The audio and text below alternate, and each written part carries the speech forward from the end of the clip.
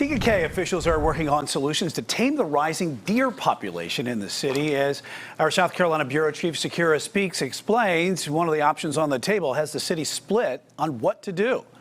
Neighbors say the rising population of deer in the area is alarming, and although something must be done, the city is almost split down the middle of what should be done about it. One solution on the table is hiring sharpshooters to decrease the population. Mary Eichert, it's a bonus to have deer in our yard, says there's got to be a better way. We do have a lot of deer in Tega Cay.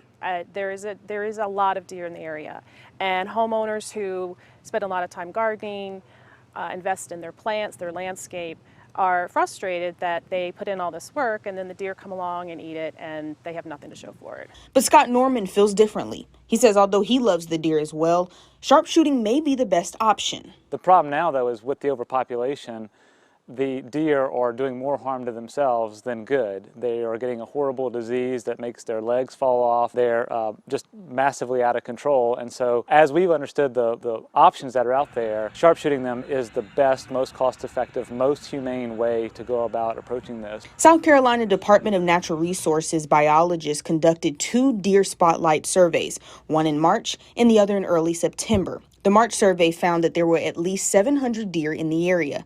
And 6 months later, the population increased to at least 850 deer in the city. On the peninsula here, which is about 5.5 acres, we should have around 96 deer.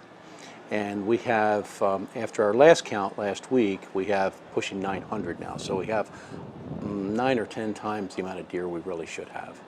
Tega Cay city officials sent out a public information survey to neighbors with 3 options about how to handle the problem. The city could do nothing and allow them to continue to populate, hire sharpshooters through the DNR, relocate them to another part of the state, or put the female deer on birth control to slow the population. There's a way to coexist with them.